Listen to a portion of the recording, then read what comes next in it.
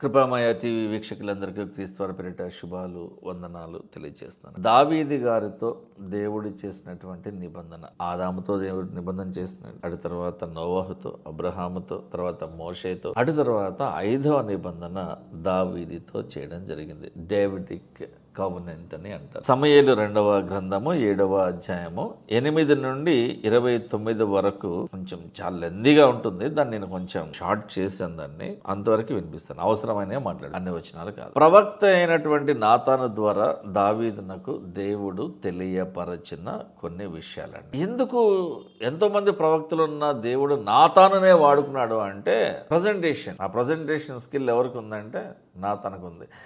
ఎవడు ఎలా చెప్తే వింటాడు దేవునికి తెలుసు కాబట్టి ఆ రకంగా ఆ విషయమై దేవుడు నాతానును పంపించడం జరిగింది. ఏమంటే ప్రతి రాజు బ్రతికున్న సమయంలో చాలా మంది ప్రవక్తలు ఉంటారండి, కానీ దేవుడు అందరిని వాడుకోలే, అందరి ద్వారా అందరితోనూ మాట్లాడలా. ఆయన ఇష్టం. అసలు దేవుని సేవలో వాడబడాలంటేనండి అబ్బో అదొక గొప్ప భాగ్యం ఉండేది. నేను చాలామంది స్వార్థికులను సంఘ కాపులను చూస్తూ ఉంటాను. నిజంగా చేతులెత్తి దండం పెట్టాను. సువార్త ప్రకటించి వారి పాదములు ఎంతో సుందరములైనవి. ఇదేంటండి ప్రకటించేది నోరైతే పాదములు ఎందుకంటే ప్రకటించే ఈ నోరు ఉంది, ఈ నోరు ఒక తలకాయలో ఉంది, ఆ తలకాయ ఒక మెడకాయ మీద ఉంది, ఈ మెడకాయ ఉన్నటువంటి ఈ శరీరాన్ని మొత్తాన్ని తీసుకెళ్లేది నీ కాళ్లే కదా. అందుకని సువార్త ప్రకటించు వారి పాదములు ఎంతో సుందరం. దేవుడు యేసుప్రభు వారు శిష్యుల తలకాయలు గడగల షాపు వేసి కాళ్ళు గడిగాడు. నడవండి నాన్న, సువార్త ప్రకటించండి నాన్న. చూడండి, ప్రవక్త అయినటువంటి నాతాను ద్వారా దేవుడు దావీదుకు తెలియపరిచిన కొన్ని విషయాలు. గొర్రెల కాపురమైన నిన్ను నా జనులైన ఇశ్రాయేలీలకు అధిపతిగా నియమించి ఉన్నాను. నువ్వు గొర్రెల కాపురి కాదు, ఇక మీదట రాజువి. నీవు వెళ్ళిన ప్రతి చోట నీ శత్రువులందరినీ నిర్మూలన చేసి ఉన్నాను. నీకంటే ముందే యుద్ధ భూమిలోకి, యుద్ధానికి, నీ శత్రువు ముందుకి నీకంటే ముందే వెళ్తా. దేవుడు మన పక్షము నుండిగా మనకు విరోధి ఎవడు? నేనున్నా నీతో, దావీదు భయపడకు. యెహోషువతో ఎలాగైతే యుద్ధం సమయంలో ఉన్నానో, ఎరికో గోళ్ళ పడేసినప్పుడు ఎలాగైతే ఉన్నానో, నీతో కూడా నేను వస్తా, నేను ఉంటా అని ఒక ప్రామిస్ ని చేయడం జరిగింది. లోకములోని ఘనులైన వారికి కలుగు పేరు నీకు కలుగ చేసి ఉన్నాను. మంచి పేరు, సెలబ్రిటీహుడ్. నీకు ఎప్పుడైనా ఎక్స్పెక్ట్ చేసావా దావీదు? లేదు కదా. ఎక్కడ గొర్రెల కాపర్లు, ఎక్కడ చదువులేనోడివి, ఏం కదా. సరే ఎలుగుబండిని చీల్ చేసావు, పలానా గులేతం చంపేసావు కాదన్నట్ల. కానీ ఈ పొజిషన్ లోకి, ఈ డిజిగ్నేషన్ లోకి, ఈ స్థితిలోకి, ఈ స్థాయికి తీసుకురావడం ఎవడి వల్ల కాదు. అసలు మీ ఇంట్లో వాడే నీకు శత్రువులు. మీ నాన్నే నిన్ను తొక్కేశాడు. ఆ తొక్కేసిన వాడిని, ఆ పెంట కుప్పల మీద ఉన్నవాడిని నేను తీసుకొచ్చి రాజుగా నిలబెడతానంటున్నా దావీదు. నిన్ను నీ శత్రువుల మీద నీకు జయమిచ్చి నీకు నెమ్మది కలుగ చేసి ఉన్నాను. బా, 2 ఇంపార్టెంట్ పాయింట్స్ అండి. నీ శత్రువుల మీద నీకు విక్టరీ, ఫస్ట్ పాయింట్. రెండవది నెమ్మది, అనగా సమాధానము, పీస్ ఆఫ్ మైండ్. ఇంకేం కావాలండి? నీవు నీ పితరులతో కూడా నిద్రించిన తర్వాత నీ గర్భములో నుండి వచ్చిన నీ సంతతిని హెచ్చించే రాజ్యమును అతనికి స్థిరపరచెదను. ఈ అతను సోకాల్డ్ బత్షెబకు పుట్టినటువంటి సొలొమోను అనుకుంటారు కదా. ఇది దేవుని రాజ్యము.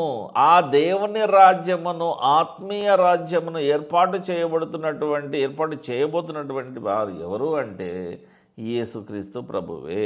అతడు నా నామ ఘనత కొరకు ఒక మందిరమును, ఆత్మీయ మందిరమును కట్టిస్తారండి. ఆత్మీయ మందిరాన్ని కట్టించబోతున్న యేసుక్రీస్తును గురించినటువంటి ఒక ప్రవచనం ఇది.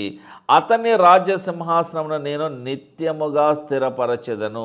ఏమండి, మరి నిత్యముగా అనగా నిత్య జీవము. నిత్యముగా ఎవరిని స్థిరపరిచేది? నిత్య జీవమునకు నిత్యముగా ఎప్పటికీ ఆ సింహాసనం ఉండాలంటే కొన్నాళ్ళు బ్రతుకు చచ్చిపోవాలి కదా మనిషి.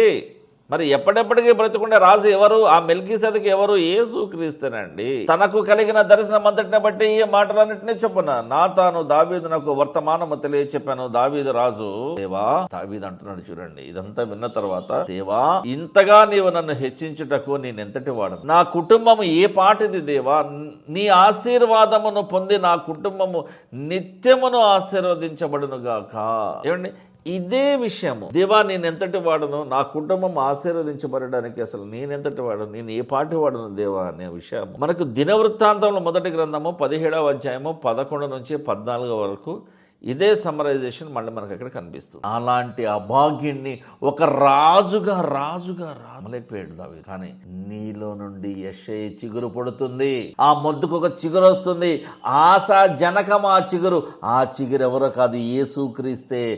నీలో నుండి It's all a blessing, my dear. To be a Christian is a blessing. To remain a Christian is a blessing. To die as a Christian is a blessing. To die as a believer is much more blessing. క్రైస్తవుడిగా చావడం కాదు, విశ్వాసిగా చచ్చావా లేదా. ఆ TV serials చూస్తూ ఉంటున్నారు మన క్రైస్తవులు, వీళ్ళంతా చచ్చినా ఉపయోగం లేదు, నరకానికి. నీకు సినిమాల పిచ్చి ఉందే, నరకానికి. నీకు డ్రగ్స్ పిచ్చి ఉందే, నరకానికి. నీకు పలానా బలహీనత ఉంది, నరకానికి. దేవుడే నీ బలహీనత, ప్రార్థన నీ బలహీనత, ఉపవాసం నీ బలహీనత, బైబిలే నీ బలహీనత కాకపోతే హీనమైన దశలకు వెళ్ళిపోతావు.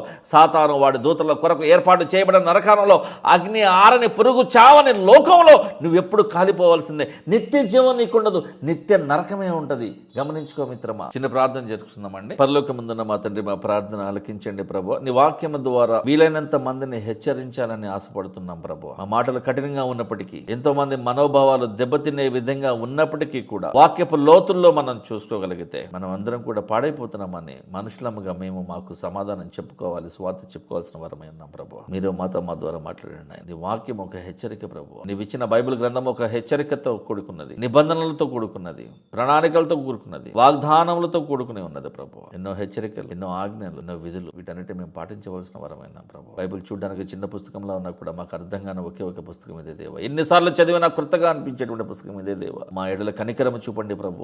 ఎంతో మంది క్రైస్తవులము తప్పిపోతూ ఉన్నాం ప్రభు, అవిశ్వాసముతో బాధపడుతూ ఉన్నట్టున్నాం నాయన. మా అవిశ్వాసాన్ని బాగు చేసి మా ఆత్మీయ కన్నులు తెరిచి దేవా మమ్మల్ని నీకు దగ్గరగా ఉండనిచ్చేటువంటి అవకాశాన్ని మాకు అందరికీ ఇవ్వమని క్రీస్తు వారి పేరిట వేడుకుంటున్నాం తండ్రి, ఆమేన్. థాంక్యూ. మా పరిచర్య విషయమై మీరు జ్ఞాపకం చేసుకున్నారు బ్రదర్స్ అండ్ సిస్టర్స్. మీ ప్రార్థనలలో మాకు ఏదైనా సలహాలు ఇవ్వాలనుకుంటే కమెంట్ బాక్స్ లో తెలియచేయండి. మా వీడియోస్ మీకు కావాలి అనుకుంటే నచ్చితే సబ్స్క్రైబ్ చేసుకోండి. దేవుడు మీ అందరినీ కనికరముతో, సమాధానముతో, నెమ్మదితో నింపి ఆశీర్వదించును గాక.